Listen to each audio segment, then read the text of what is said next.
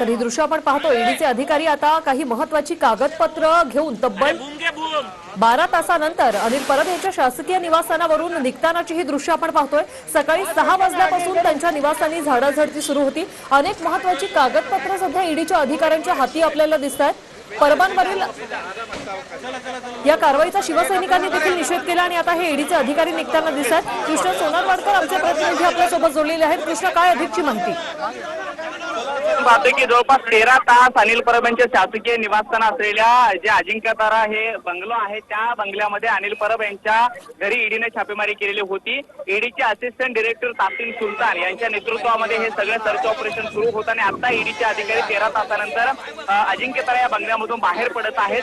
त्यांच्यासोबत अनिल परब नाहीये, कारण त्यांनी फक्त चौकशी केलेली आहे, सर्च ऑपरेशन केलेलं आहे आणि काही महत्वाचे दस्तऐवज जे आहेत ते सुद्धा ईडीच्या अधिकाऱ्यांनी ताब्यात घेतल्याचं कळतं आणि या सगळ्या प्रकरणाची पडताळणी जी आहे ती ईडीच्या अधिकाऱ्यांकडून केली जाईल. आणि आपण पाहतोय की जवळपास 7 ठिकाणी ही सगळी सर्च ऑपरेशन जे आहे त्या दिवसभरामध्ये करण्यात आलेलं होतं आणि अजिंक्यतारा हे तर निवासस्थान आहेच, मात्र याच्या व्यतिरिक्त सुद्धा जवळपास 6 ठिकाणी ईडीच्या अधिकाऱ्यांनी छापेमारी केलेली होती आणि दिवसभर अनेक ठिकाणी सर्च ऑपरेशन केल्यानंतर आता ईडीचे अधिकारी जे आहेत ते प्रत्येक ठिकाणावरून निघताना आपल्याला पाहायला मिळत आहेत.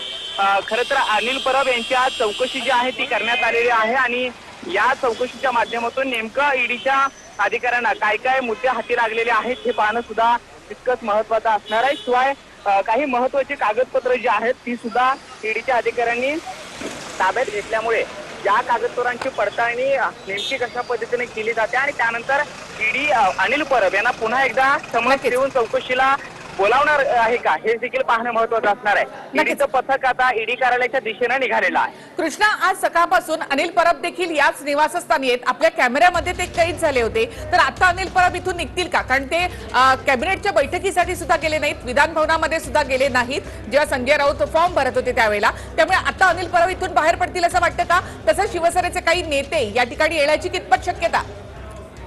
आपण पाहतो की दिवसभर सर्च ऑपरेशन सुरू होतं, ईडीच्या अधिकाऱ्यांकडून चौकशी सुरू होती, त्यामुळे अनिल परब हे माध्यमांसमोर आलेले नाहीत आणि मंत्रिमंडळ बैठकीला सुद्धा ते गेलेले नाहीत. शिवाय राज्यसभेचे जे फॉर्म संजय राऊत यांनी आणि संजय पवार यांनी भरले तिथे सुद्धा ते गेले नाहीत. मात्र आता ईडीचे अधिकारी त्यांच्या बंगल्यावरून निघालेले आहेत. सीआरपीएफ जवानांचा जो फौजफाटा होता तो सुद्धा आता निघालेला आहे. त्यामुळे अनिल परब हे माध्यमांशी संवाद साधण्याची दाट शक्यता आहे.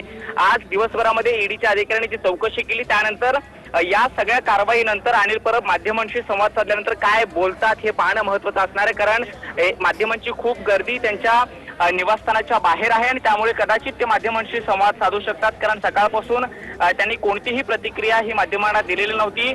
ते कॅमेऱ्यामध्ये व्हिज्युअल्स मध्ये दिसलेले होते, ते बंगल्यामध्येच होते, मात्र माध्यमांशी त्यांना बोलता आलेलं नाही. शिवाय ईडीचे अधिकारी हे स्वतः या बंगल्यामध्ये असल्यामुळे कोणत्याही पद्धतीची प्रतिक्रिया त्यांना देता आली नाही. मात्र आता कदाचित ते ईडीचे अधिकारी निघाल्यामुळे माध्यमांशी चर्चा करू शकतात किंवा संवाद साधू शकतात. त्यामुळे याची प्रत्यक्ष असणार आहे की अनिल परब स्वतः माध्यमांशी बोलत आहेत का? कृष्णा, यानंतर आता अनिल परब हे मुख्यमंत्र्यांना भेटण्यासाठी वर्षावर जातील का याकडे देखील आपल्याला लक्ष असणार. त्याचबरोबर अनिल परब यांचे समर्थक तिकडे येत आहेत का किंवा शिवसेनेचे कुठले नेते त्यांना भेटण्यासाठी इथे येतील का, काय माहिती मिळते?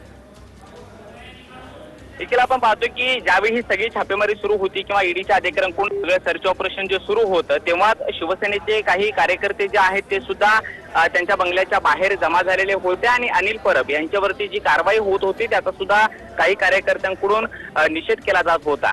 त्यांचं खाजगी निवासस्थान जे होतं वांद्रे परिसरातलं तिथे सुद्धा घोषणाबाजी शिवसेनेच्या कार्यकर्त्यांनी केली. मात्र अजिंक्यतारा जे शासकीय निवासस्थान आहे तिथे धन्यवाद कृष्णा, एकूणच माहितीबद्दल. थेट आपण माहितीसाठी जाऊयात आमचे प्रतिनिधी अक्षय मंकणी यांच्याकडे. अक्षय, आता ईडीचे अधिकारी परबांच्या शासकीय निवासस्थानामधून निघालेत, मात्र इतर ठिकाणी देखील हे छापे टाकण्यात आलेत. तिथेही अधिकारी अजून आहेत का, की सगळेच अधिकारी वेगवेगळ्या ठिकाणी जे छापे टाकण्यासाठी गेले होते ते आता परत गेले?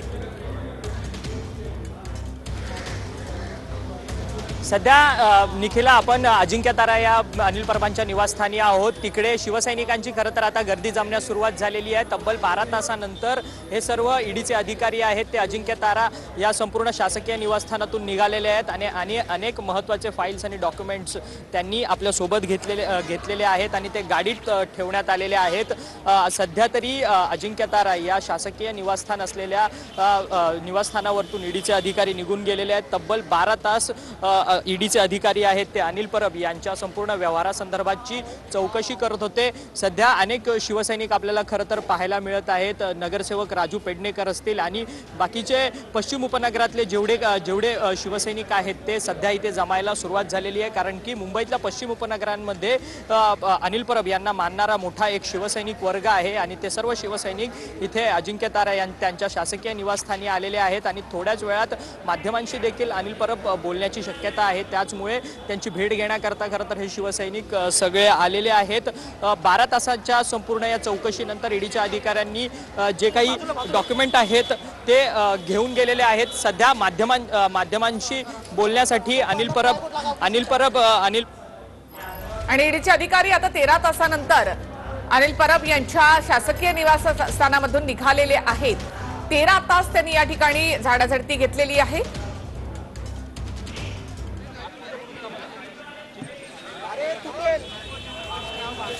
तर परबांच्या शासकीय निवासस्थानाच्या बाहेरून थेट दृश्य आपण इथे पाहतोय. अनिल परब आज सकाळपासून याच अजिंक्यतारा या निवासस्थानी आहेत.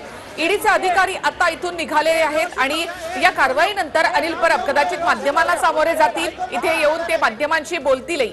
आज सकाळी आपण पाहिलं तर याच अजिंक्यतारा या निवासस्थानी अनिल परब होते आणि आपल्या कॅमेऱ्यामध्ये सुद्धा ते कैद झाले होते. त्यानंतर 13 तासानंतर ईडीची छापेमारी संपली. ईडीचे अधिकारी इथून निघून गेल्यानंतर आता अनिल परब मीडियाशी संवाद साधू शकतात. या कारवाई संदर्भात ते बोलू शकतात. आज राज्य मंत्रिमंडळाची बैठक होती, मात्र अनिल परब गेले नाही. तसंच आज विधान भवनामध्ये संजय पवार, संजय राऊत यांचा अर्ज भरण्यात आला राज्यसभेसाठी. तिथे देखील अनिल परब जाऊ शकले नाही.